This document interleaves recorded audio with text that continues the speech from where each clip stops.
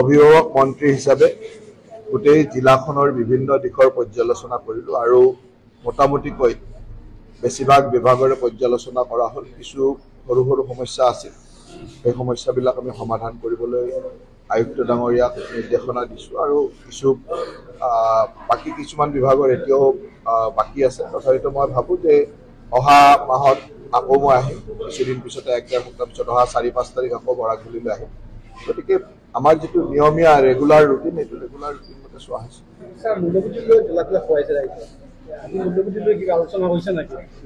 আমাৰ ৰিভিউ মিটিঙত আৰু মূল্য বৃদ্ধিলৈ আলোচনা নহ'ব।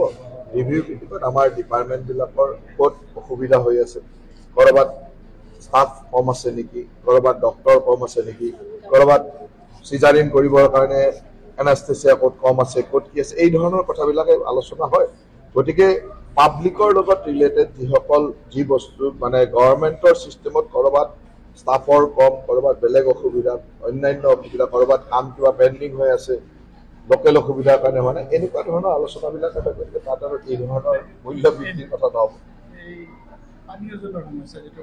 পানীয় জলৰ সমস্যাটো এনেকুৱা যে ইয়াত হাইলাকান্দি টাউনৰ যিটো স্কিম সেইটো যথেষ্ট পুৰণি আৰু পুৰণি স্কিমটোত বিশেষকৈ মটৰসমূহ বেয়া হৈ গৈছিলে। সেই সম্পৰ্কে আমি আলোচনা কৰিছোঁ আৰু ইমিডিয়েটলি নতুন মটৰ কিনিবৰ কাৰণে মই নিৰ্দেশনা দিছোঁ।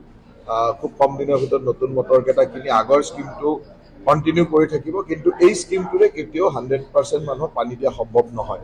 সেইকাৰণে আমি নতুনকৈ এটা স্কিম অলৰেডি PHC ডিপাৰ্টমেণ্টে আৰম্ভ কৰিছোঁ। মই ভাবোঁ যে সেইটো কমপ্লিট হওঁতে 27-28 পাই যাব, কিন্তু তথাপিতো এতিয়া অন্ততঃ এই সময়টোত চলাই ৰাখিবৰ কাৰণে পুৰণা স্কিমটোকে চলাই ৰাখিবৰ কাৰণে যি পইচাৰ দৰকাৰ হয় সেইখিনিৰ ব্যৱস্থা কৰি দিয়া হৈছে আৰু মান্থলি মেইনটেনেন্সৰ কাৰণে যি ব্যৱস্থা লাগে সেইখিনিৰ ব্যৱস্থা কৰা হৈছে।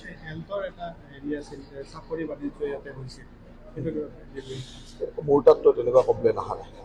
অসুবিধা নোহোৱাকৈ কামটো হ'ব লাগিব আৰু অসম চুক্তিৰ 6 নম্বৰ দফাত যিটো খিলঞ্জীয়া মানুহৰ মানে মই অসমীয়া শব্দটো এইকাৰণে কওঁ যে অসমৰ খিলঞ্জীয়া মানুহ, আজি বৰাকভেলীত বঙালী ভাষী কোৱা মানুহবিলাক হ'ব অসমৰ খিলঞ্জীয়া মানুহ।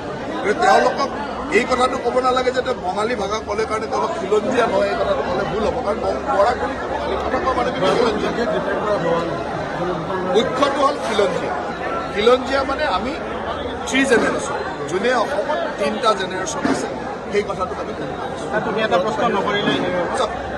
এই বৰাকত বাহিৰত অহা কথা নহয়, উন্নয়নৰ ক্ষেত্ৰত সকলে একেলগে কাম কৰিব, কিন্তু যেতিয়া এনেকুৱা ভাষাগত চেণ্টিমেণ্ট আহিব, এই চেণ্টিমেণ্টত যাতে বৰাকৰ মানুহৰ কোনো নিজৰ মনত কষ্ট নাপায়, সেই কথাটো আমি অত্যন্ত গুৰুত্ব সহকাৰে চাব লাগিব।